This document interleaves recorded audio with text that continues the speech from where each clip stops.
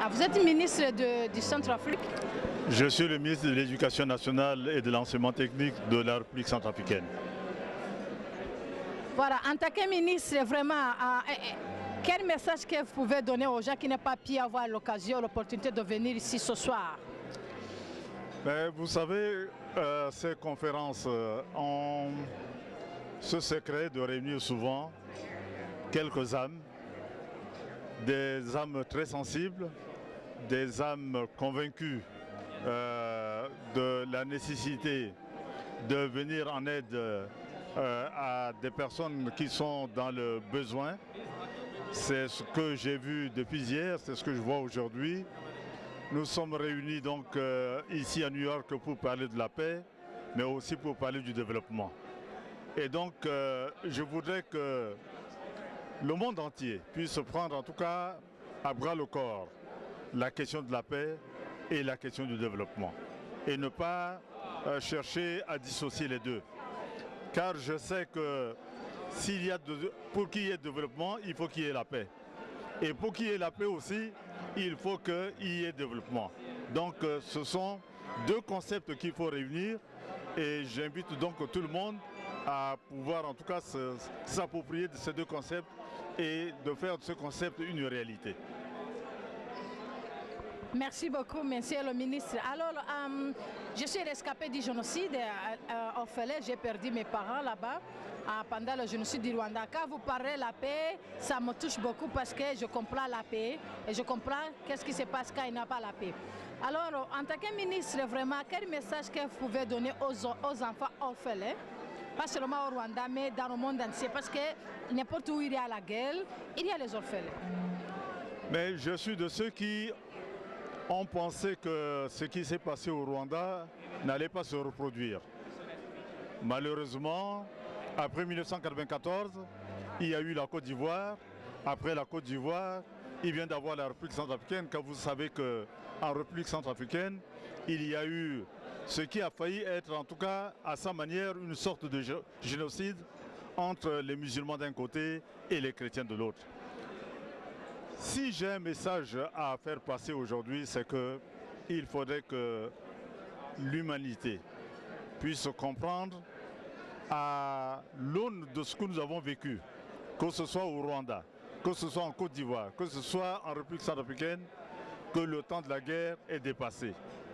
Que ce que nous devons faire aujourd'hui, c'est de mutualiser nos efforts, de mutualiser les moyens que nous avons pour créer les conditions de la paix, pour créer les conditions de développement et faire en sorte qu'il n'y ait plus de perte de vie humaine, qu'il n'y ait plus d'enfants orphelins, comme vous le dites. Alors, le message d'encouragement pour les orphelins. Mais je demande aux orphelins de ne pas désespérer de la vie. Ce qui est arrivé, ce n'est pas de leur faute. Ce qui est arrivé, ce sont les vicissitudes de l'histoire. Il leur appartient de se ressaisir, de travailler, de mettre toute leur ardeur dans le travail afin de réussir et de montrer justement à ceux qui se sont trompés et qui ont ôté la vie à leurs parents qu'ils ne sont pas tous morts. Les parents sont morts, mais qu'eux, ils sont vivants et qu'ils portent avec eux la vie. Merci beaucoup, c'est vraiment un encouragement.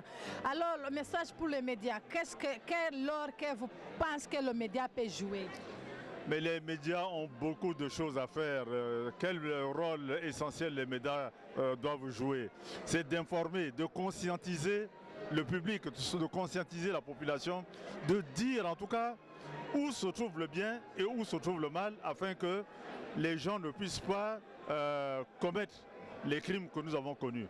Donc il revient aux médias de faire ce travail d'éducation, ce travail de sensibilisation, ce travail d'information, afin que l'humanité puisse en tout cas retrouver sa sérénité d'avant. Merci beaucoup, ministre. Bon, pour les médias, des fois se plaignent, ils disent qu'on ne les supporte pas pour qu'ils puissent travailler, faire bien leur travail. Alors, quel message que vous pouvez donner aux gens, les gens qui prennent les décisions pour aider, supporter les médias? Non, mais vous savez, cela participe aussi de l'ignorance. Ce n'est pas tout le monde qui connaît l'importance des médias. Les médias ne sont pas là pour détruire.